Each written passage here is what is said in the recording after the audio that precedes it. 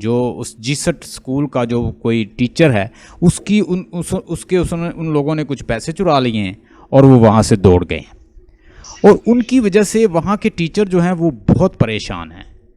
वो जो भी उनके सामने आता उसको पनिशमेंट दे देते। और इसी तरह एक वहाँ का टीचर था, उसका नाम था फादर डोलन।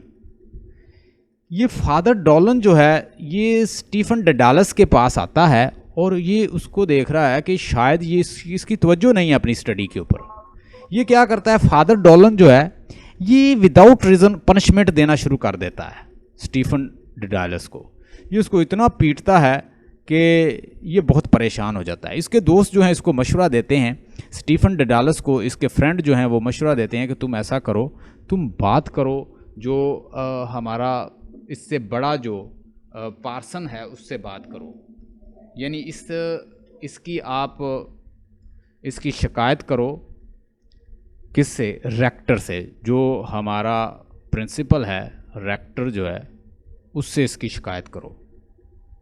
स्टीफन शिकायत करता है उस डोलन, मिस्टर डोलन जिसने उसको पनिशमेंट दी है टीचर ने, उसकी शिकायत करता है जाके रेक्टर को। रेक्टर उसके साथ मिलता है और उसको इंसाफ दिलवाने की कोशिश करता है। एनी हो वो उसका साथ देता है। उसके क्लासमेट जो हैं वो बड़े खुश होते हैं और वो स्टीफन डेडालस को आगे करके वो शोर मचाते हैं और उसकी वजह से उसे खासी परेशानियाँ जो हैं, चूँकि अब टीचर की शिकायत लगाई गई है तो वो तकरीबन टीचर जो हैं उसके ख़िलाफ़ हो जाते हैं और उसकी वजह से वो सारे मामलात जो हैं स्टीफन डेडालस को, वो सारे अपने फ्रेंड की वजह से बहुत सारे मामलात जो हैं वो खुद डील करने पड़ते हैं। फिर स्टीफन डेडालस अब स्कूल से फ़ारिग हो चुका है और उसने ज्वाइन कर लिया है, अब उसने कॉलेज ज्वाइन कर लिया है।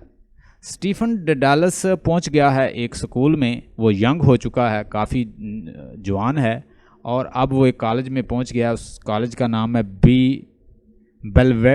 बेलवेडर्स कॉलेज।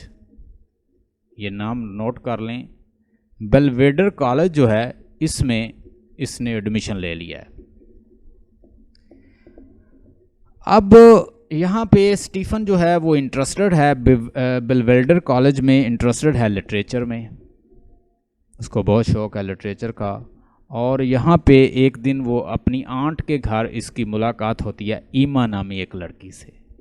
ईमा नामी लड़की बहुत खूबसूरत है, उससे इसकी मुलाकात होती है। ईमा के साथ इवन के उसके ऊपर ये पोएम भी लिखने की कोशिश करता है। ये उसके ऊपर पोएम लिखता है और प्रैक्टिस करता है कि वो उसके ऊपर, उसकी ब्यूटी के ऊपर पोएम लिखे, और वो लिखता भी है।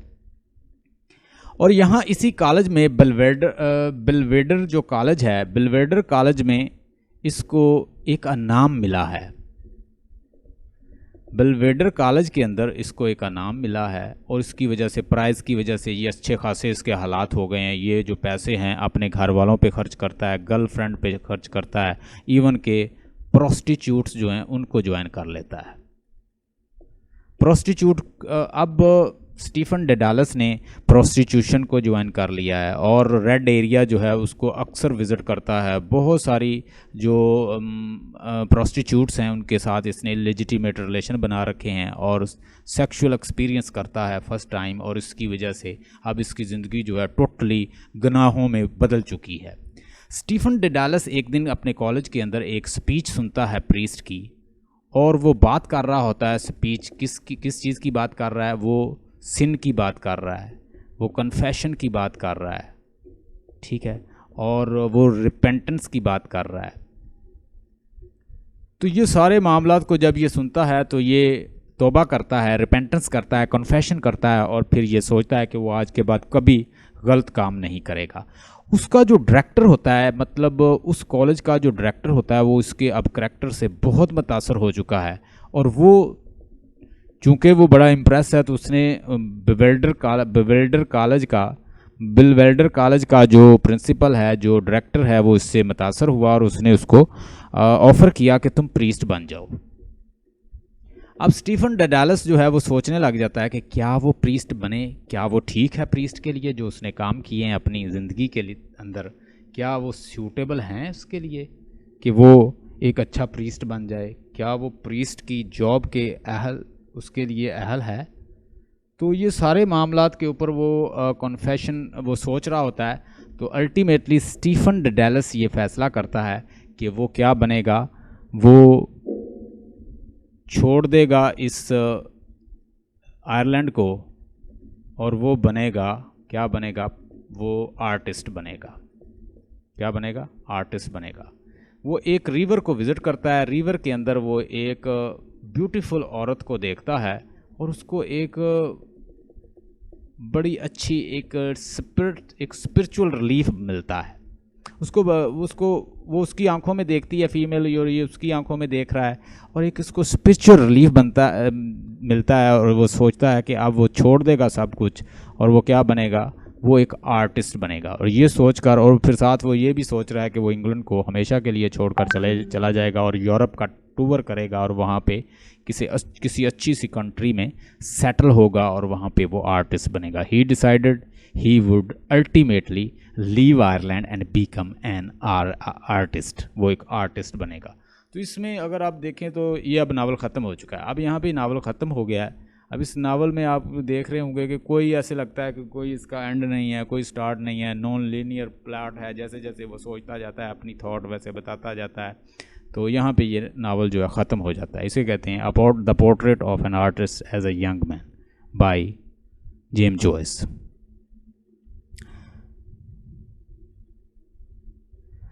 Heart of darkness. Heart of darkness को लिखा था जोसेफ कॉनरेड ने।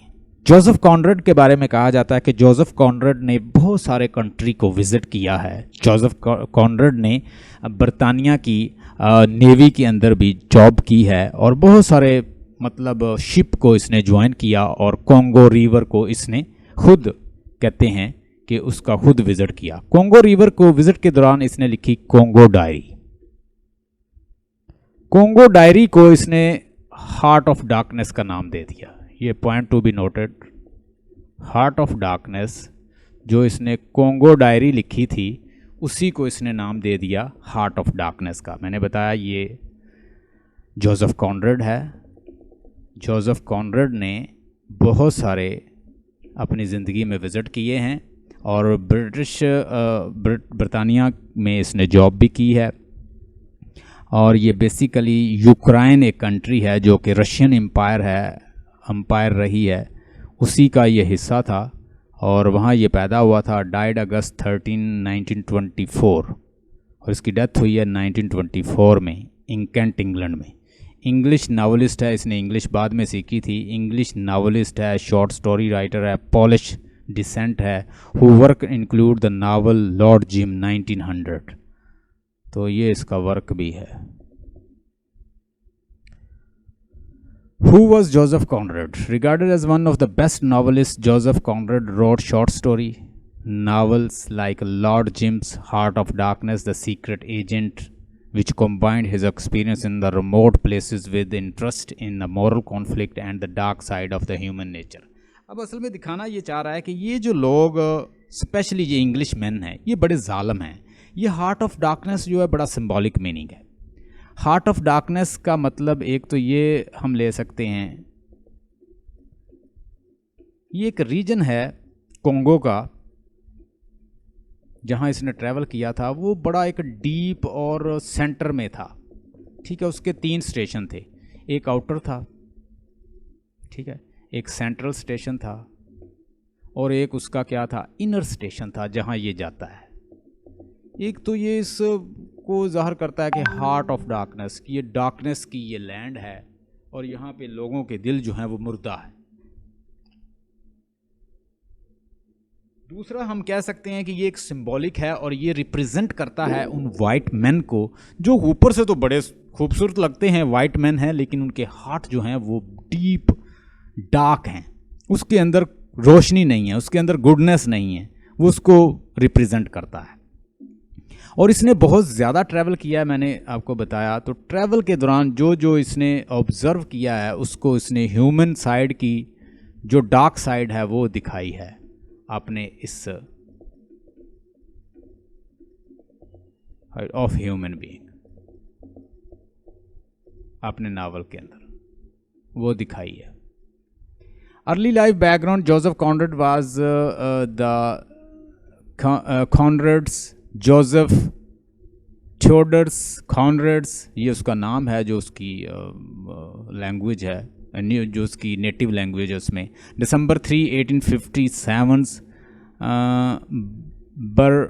बर्विडचिव्स, और उसके बाद Ukraine. His parent Apollo and Ewelina were members of the Polish noble class, यानी पॉलिश जो क्लास है वहाँ से वो ताल्लुक़ रखते थे। और उसके बाद they were also Polish patriots who conspired against oppressive Russian rules. As a consequence they were arrested and sent to live in the Russian province of Vologda with their 4-year-old sons. When Conrad's parents died several years later, he was raised by the uncle in Poland. यानी वो basically किस इलाके में थे? Ukraine जो Russia के under था वहाँ के रहने वाले थे। रशिया के वो खिलाफ थे क्योंकि वो रूल कर रहा था रशिया वहाँ पे, और वहाँ पे इवन के उनको सपाई के तौर पर पकड़ा गया और उनको सज़ा मिली और एक ख़ास इलाके में रशिया के रहने पे मजबूर किया गया। और उसके डेथ के बाद उसके अंकल ने उसकी परवरिश की और ये इंग्लैंड में जॉब भी करता है। और ये कह सकते हैं कि हार्ट ऑफ डार्कनेस जो है बेसिकली वो उसके अंदर कुछ ऑटोबायोग्राफिकल एलिमेंट भी हैं।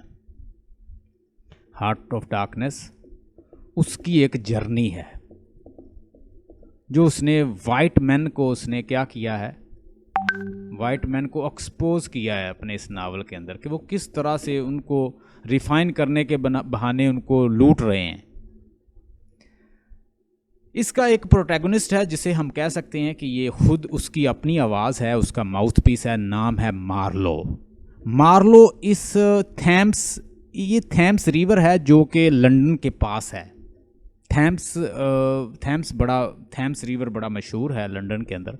वहाँ एक नेली नामी एक शिप है जो कि ख़राब हो गया है और वहाँ पे ये बैठे हुए हैं, ये दोस्त बैठे हुए हैं। एक तो कैप्टन है इसके अंदर, एक लॉयर है और एक इसके अंदर हमारे पास रशियन मतलब इसके अंदर मार्लो है। ये इसके दोस्त हैं, मतलब कैप्टन भी इसके अंदर है, लॉयर भी इसके अंदर है और मार्लो भी है। और ये सारे जो हैं इस नेले रिवर के अंदर बैठे हुए हैं और यहाँ पे मार्लो अपनी स्टोरी सुना रहा है। हम इसको सारी स्टोरी को नरेट करता है मार्लो ने ट्रैवल किया हुआ है और ये अपने दोस्तों को स्टोरी सुना रहा है कि किस तरह से उसकी आंट ने उसे एक जॉब लेकर दी और वो उसके ज़रिए कोंगो में उसने ट्रैवल किया और कोंगो में 3 जो है वो बड़े स्टेशन क्रॉस करके